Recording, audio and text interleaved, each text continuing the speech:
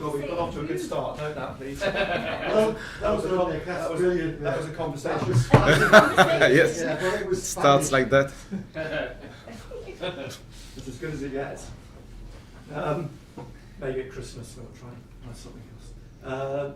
Régis, can I ask first about Dennis Serkin and whether there's any likelihood he could play feature tomorrow night?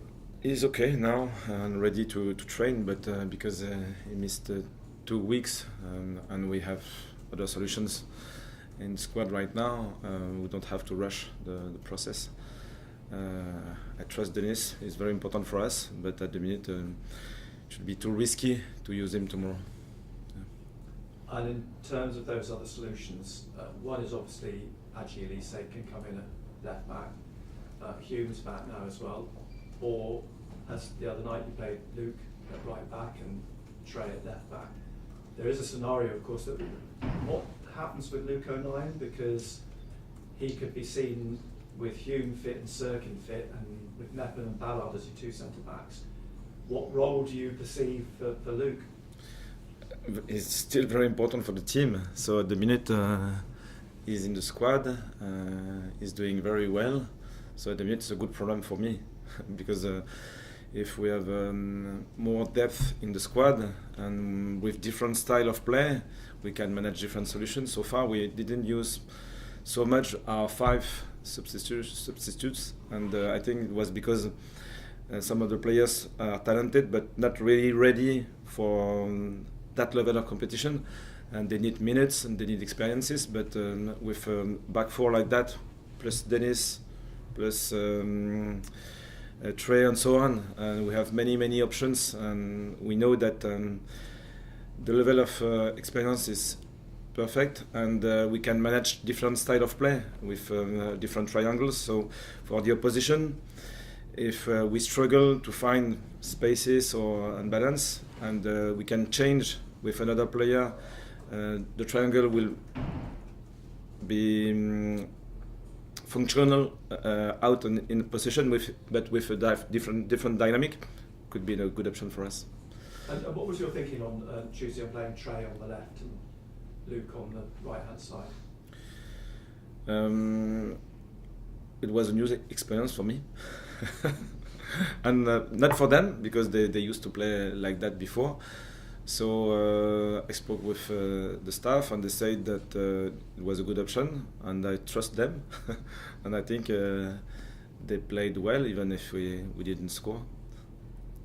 Well, in terms of another clean sheet and you're 10 unbeaten, you're going to face a completely different challenge at Sheffield United in terms of a team that's not going to basically stifle you like West Bromwich Albion. It's going to be the opposite, isn't it, at Bramall Lane? I don't know if it would be the opposite. It would be different for sure. But I think it's still the case in that league, which can change. It's always tough challenges and different style of play. So for us, as I explained before, we need to be very versatile. So the game model with probably how we press and how we can press in the high. How can we press in the midfield? How can we defend in our final turn until our restarts? The imbalance in the midfield and the way we can finish the set pieces. We have to be strong in every phases, and against different opponents, probably 2 or 3 phases are more important in that game, and in the other game it will be 2 or 3 other phases. So it depends on the situation, and sometimes on the scenario as well, because we can start with one scenario and finish with another one. So a well-rounded team is absolutely requested in that league, and I think so far these foundations are getting better and better. It's not perfect at all, but we can feel that we can trust different phases, and now we have to master a little bit more. You said a few times in the last few weeks you're not quite perfect yet, you're still looking for perfection. Do you think you can ever find perfection? Do you ever think you can come off the pitch and say that performance was perfect? Perfect. I don't think so, but consistent. And it was, I think, to be fair, it was like that for 75 minutes against West Brom. Just the finishing zone wasn't perfect, and we pressed very well. Eye on the pitch, man for man. Zonal defense was proactive. We spoke about that last press conference, I think, and was really, really good. And I liked the behavior of the team and their willingness to press. Our build-up was good.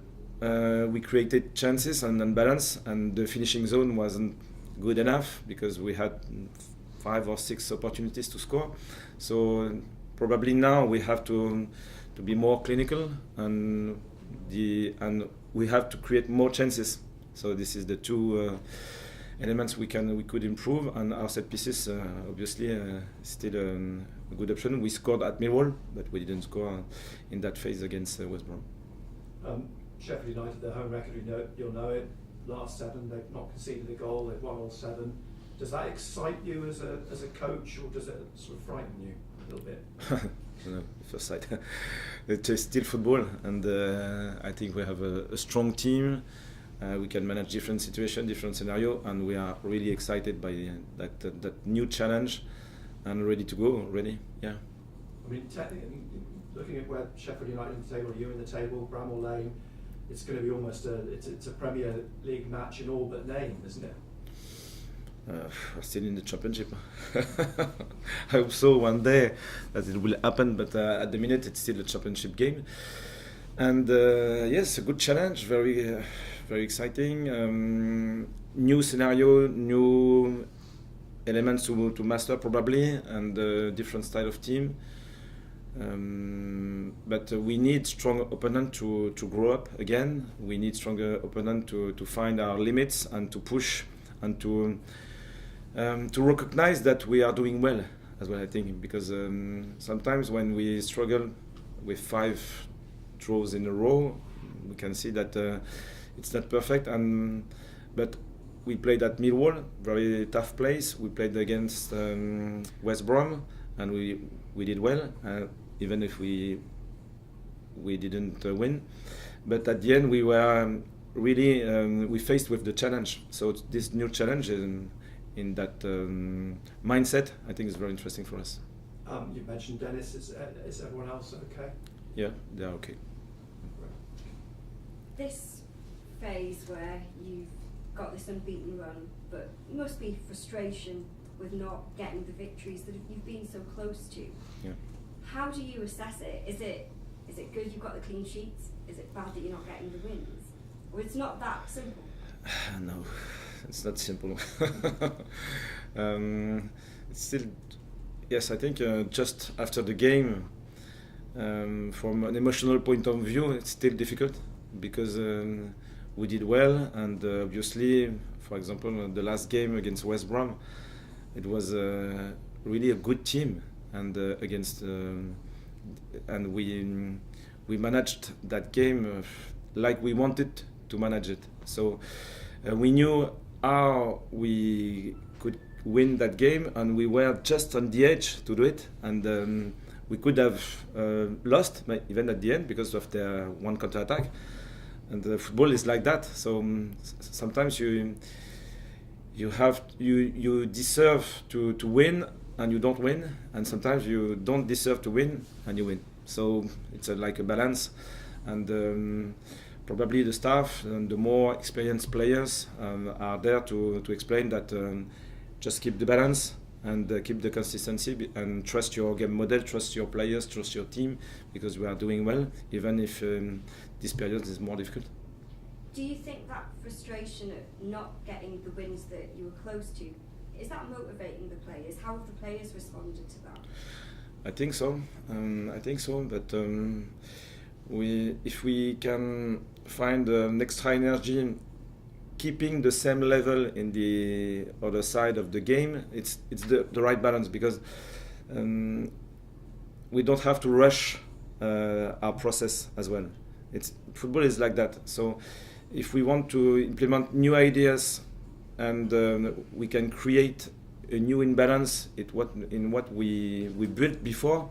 It's not the right direction. So it's still a difficult situation, because we know that we are very strong in some part of the game, but at the same time maybe 5 or 6 or 7% are missing. So if you rush that part, maybe you can unbalance that part. So it's a question of balance, and I hope we will find the right balance tomorrow. And just finally, I asked you, I think it was last week, about the international break and planning for January and the transfer window, and you said you feel the solution is here. Do you still feel that way? Let's wait 1 month more and we'll see, because this is the philosophy of the club.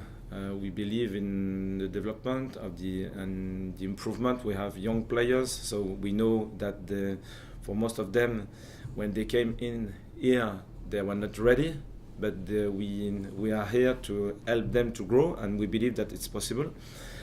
So before thinking about external recruitments, I think we have to push until the end the process, and then in January we'll see what do we need for the next month.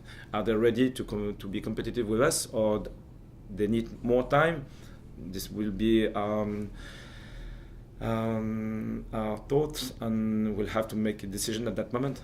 But the background of the club is that one. We believe in young players, in the improvements and the learning curve and so on. So if we think about just external recruitment, I think this is not the right way. Régis, for most of the last couple of months, you've been up near the top of the table, and probably in most games you've been the team favoured to win the game. This is probably the first game in a while where that's maybe not the case. Does that possibly, can that help under the circumstances? I don't know. I don't know exactly. Probably when you are in the top of the table, the opponent respects you a little bit more, because you are first, and in that situation the players are really focused, and I hope so. And if they can lose 10 or 20% of concentration against us, it's perfect. But I don't expect many things about the opponent. The only point we have to focus on is our game. It is a young team, we all know that. You said it's a young team, but is this sort of game a particular test of their maturity away to one of the top teams in the division? One more, because Millwall and West Brom were these kinds of teams. So one more, yes. And I repeat, we are very excited by that challenge, because this is the game we want to play, and obviously it would be a tough challenge, a very difficult opponent again, but this is what we want to play, really. Yeah. Régis, given the versatility of some of your attacking players, how do you go about picking who plays where depending on your position?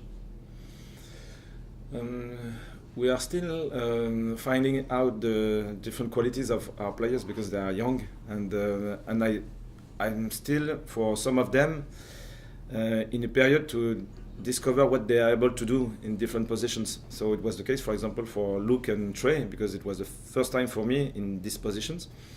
And Eliza, for example, started as a 9, then had an opportunity as a 7, then he played as 11 against West Brom. So, and it's not definitive. One game doesn't mean that you are able or you're not able to play in this position. So I think, for example, we can keep the consistency with Wilson. It was possible to play with Wilson in another position, but when we have a striker with confidence, and I think his style of play fits very well with the league at the minute.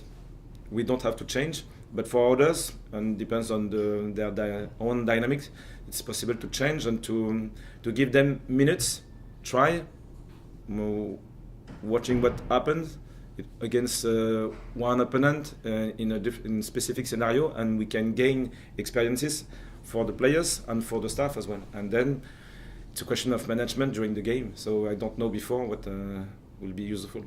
And just how much of a miss is Romain Mundle? Because of course he started on the wing at the start of the season, was a great asset to you. He's come out the sideline because of injury. How much are you missing him? Good players are still very important for the team. And it opens a new opportunity for others on that side. So football and life are unpredictable. We have to manage these situations, and sometimes you have to create something new, and it's important for us, but we have to wait. Yeah. Nice. Cameras off, please, guys. Phil. Are you thinking